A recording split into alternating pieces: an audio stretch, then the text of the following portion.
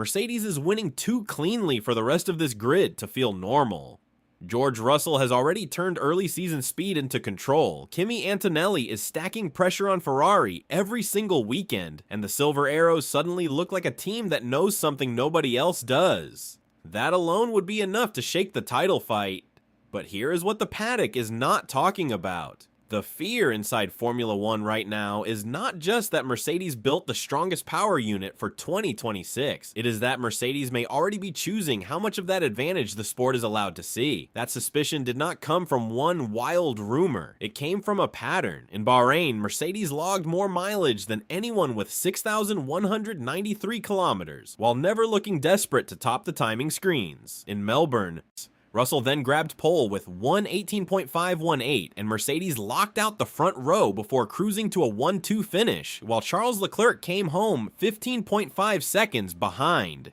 The data tells a completely different story. The car looked explosive when it needed to, then strangely measured when the race settled down. And that is where this story gets complicated, because the gap Mercedes shows may not be the gap Mercedes actually has. Now the whole season hangs on one ugly possibility. If Mercedes really is managing what the FIA gets to measure, then Ferrari, Red Bull, and everyone else may be chasing a benchmark that is already being controlled from the front. That would change everything about this title fight, because the real battle would not be over who is fastest, but over who gets locked out of catching up at all. Well, the next part is where the entire game opens up, because the rule meant to stop domination may be the very thing helping Mercedes protect it. Mercedes does not need to win by the biggest margin in 2026. It may only need to stay just far enough ahead to control what the rules do for everyone behind. That is why the most dangerous number in this story is not a lap time, not a speed trap figure, not even a points lead. It is 2%. Under the new engine rules, that is the line that decides whether rival manufacturers get extra freedom to upgrade frozen parts and push back later in the season. So this fight is no longer just about building the best power unit. It is about deciding how much superiority gets officially seen. The system was meant to stop another long engine lockout, the kind of gap that can drag through an entire rule cycle. The benchmark manufacturer sets the reference, and any rival sitting between 2 and 4% behind can gain extra homologation help. If that gap reaches 4% or more, the help grows again with more upgrade room, more dyno time, and more flexibility to recover. That sounds fair until one detail changes the whole picture. The benchmark is checked at fixed points in the season after race 6, race 12, and race 18, which means the first phase of this year is not just racing, it is controlled measurement. That is why every early weekend suddenly carries a second meaning. Ferrari is not only trying to close the gap on track, Red Bull Ford is not only trying to understand its own package, Honda and Audi are not only watching results.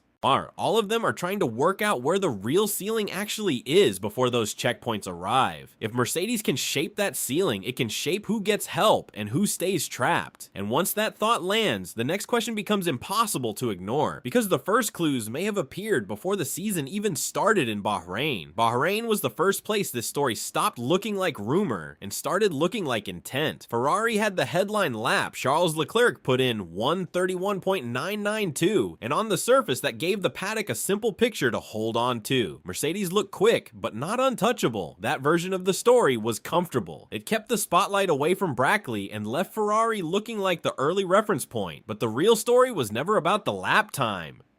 It was about how Mercedes behaved while the rest of the field kept searching for answers. Mercedes covered 6,193 kilometers across the test, more than anyone else. And that matters because teams do not pile up that kind of mileage by accident. They do it when they are calm, when the package is already behaving, and when the priority is learning without showing too much. Max Verstappen picked up on that mood straight away and warned people to wait for Melbourne before judging the order. Then Toto Wolff tried to cool the temperature by downplaying the power unit talk, but that only added another layer to the suspicion because the public message never quite matched how relaxed Mercedes looked in the garage. Nobody in that garage expected what came next because the test was not supposed to feel that controlled. What made Bahrain so important was not that Mercedes looked fastest, it was that Mercedes looked comfortable hiding in plain sight while everyone else kept reading the wrong clues. Ferrari fans had a reason to feel encouraged by the timing screens, but timing screens only tell part of the story when one team is focused on distance, rhythm, and information instead of attention. That is why the first race weekend changed the mood so violently, because once qualifying began in Melbourne, the pace Mercedes had kept under control started to hit the stopwatch in a way nobody could ignore. Mercedes stopped looking mysterious in Melbourne and started looking dangerous. George Russell put the car on pole with 1:18.518. The team locked out the front row, and suddenly all the quiet talk from Bahrain had a real stopwatch attached to it. This was no longer a winter test story. This was the first race weekend of the season under pressure, on a track where everyone was meant to show their hand. Instead, Mercedes looked like it had another layer ready the moment qualifying arrived, and Ferrari went from hopeful to exposed in a single afternoon. The gap was not only on the timing screen, it was in how the lap came alive. Out of turn 8, the front-running cars were close enough to keep the fight honest, but the Mercedes kept pulling longer down the straight as the deployment phase stretched further than the others could match. Ted Kravitz openly hinted that the full performance might still not be on show, and Bernie Collins pointed to the strange split between the crushing qualifying margin and the more controlled race tempo. Charles Leclerc still reached the podium, but by the flag, he was 15.5 seconds behind the winner, and that gap told Ferrari something the garage did not want to hear. That was the moment the story turned from pace into intent. If Mercedes could hit that level in qualifying, then ease the pressure once the race settled, the question was no longer whether the car was fast. The question was how much pace had been held back and why. Melbourne gave the paddock a result, but not an explanation. The explanation starts to take shape in what the key voices said next, because the words from Russell, Toto Wolff, and Fred Vasseur revealed just how tense this fight was already becoming. The tension did not spike because of one quote. It built because every major voice around this fight sounded like they were protecting something. George Russell was asked the simple question, as in, was Mercedes sandbagging? And his answer was just one word: no. Clean, quick, and gone. Toto Wolff went a different way. He pushed back on the whole idea, then admitted Mercedes may have carried 10 extra kilos of fuel at times, which is enough to cost roughly 3 to 4 tenths over a lap. That is where the mood changed, because once that number entered the conversation, the team was no longer denying that it had chosen to run below its limit. Ferrari heard the same thing everyone else heard. Fred Vasseur came out of Melbourne sounding far less convinced by the public line, saying Mercedes had done much more sandbagging than expected, and making it clear that the jump from practice into qualifying had raised eyebrows inside the paddock. Then came the cool down room moment, where Russell tried to flatten the story in front of Charles Leclerc by suggesting Ferrari had simply missed the final run. Leclerc did not bite. He barely needed to. The silence said enough, because by then Ferrari already looked like a team that believed the real pace gap was being carefully managed, not honestly revealed. That is why this part of the story matters so much. The lap times created suspicion, but the words turned that suspicion into a live political fight between two front-running teams. Mercedes was not just defending performance, it was defending the shape of the narrative around that performance. Ferrari was not just reacting to defeat, it was pushing the idea that something larger was being hidden in plain sight. And once those public messages started to drift that far apart, the next layer became impossible to ignore. Because the customer teams running Mercedes power units had their own reason to wonder what exactly the factory team was keeping to itself. McLaren and Williams turned this story from a Mercedes problem into a paddock problem. Both teams run Mercedes power. Both expected to understand at least the shape of what that package could do, and both came away looking like they had been handed only part of the picture. That is why this section matters so much. When the factory team pulls away, rivals can blame setup, tires, or track conditions. When customer teams using the same engine family still look shocked by the gap, the suspicion gets harder to dismiss. What no broadcast covered is this: the confusion was no longer staying inside rival garages, it was spreading to teams tied directly to Mercedes itself.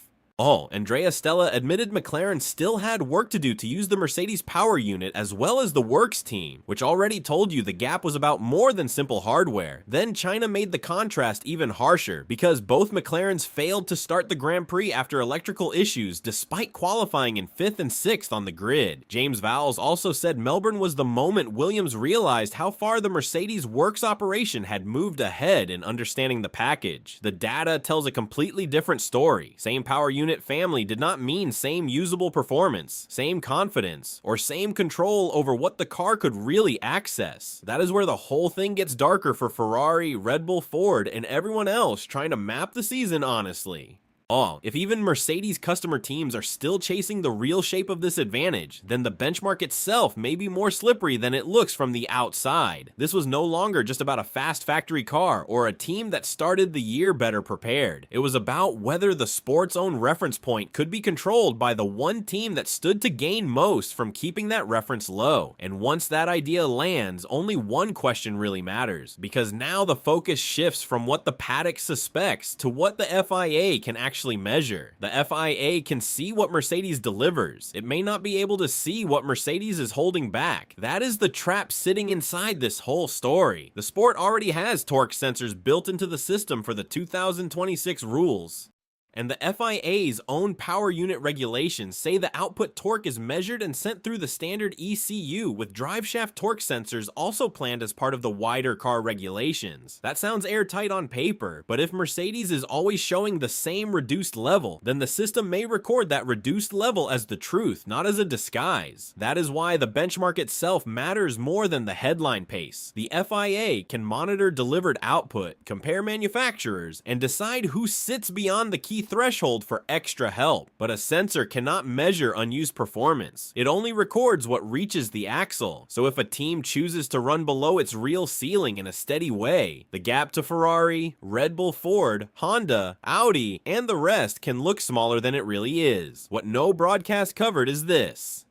The system can be accurate and still miss the real advantage, because accuracy only matters if the number being shown is honest. That is where the fear around Mercedes becomes much bigger than one strong car. Mark Hughes has already framed the nightmare version of this story, that Mercedes may only need to disguise the extent of its edge, not erase it, to shape how the rules respond around it. If that reading is even close to right, then Ferrari is not just chasing lap time anymore.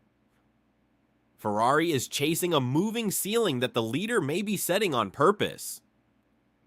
And once that idea locks into place, the final step in this story becomes unavoidable, because the next thing that matters is what happens if Miami arrives and the sport realizes the window to fight back is already closing. Miami is where this stops being a theory and starts becoming a verdict. Mercedes leaves China with 98 points in the constructors. Ferrari sits on 67. George Russell leads the drivers on 51, and Kimi Antonelli is right behind on 47. Those numbers matter because the first engine performance checkpoint arrives around race 6, which puts the first real judgment window right on top of the early title fight. Mercedes has already banked race wins, sprint wins, pole positions, and 2 straight 1-2 finishes. If the benchmark stays where Mercedes wants it, the damage will not only sit on the scoreboard, it will spill into how much freedom Ferrari and the other manufacturers get to respond. That is why the timing matters just as much as the pace. Even if Ferrari, Red Bull, Ford, Honda, or Audi get the extra room they want after the first review, fresh hardware does not arrive overnight. Ben Hodgkinson has already explained that turning upgraded components through a full power unit pool can take around 12 weeks, which means a concession 1 in early May may not fully hit the track until much later in the season. That delay is exactly what makes this so dangerous. Mercedes does not need to hide forever. It only needs to protect the window long enough to force everyone else to chase from behind while the calendar keeps moving and the points keep disappearing. Formula 1 has seen this kind of warning sign before. The Ferrari power unit controversy from 2019 ended in a private settlement with the FIA, and the sport spent years arguing over what had really been found and what had not. That memory is why this story feels heavier than a normal early season pace debate. Nobody is saying Mercedes has broken a rule. The fear is colder than that. The fear is that Mercedes may have understood the rule better than everyone else. And if Miami confirms that the benchmark has been managed from the front, then 2026 will not be remembered as the year Ferrari fell short. It will be remembered as the year the championship was controlled before the chase cars were ever allowed to fight back.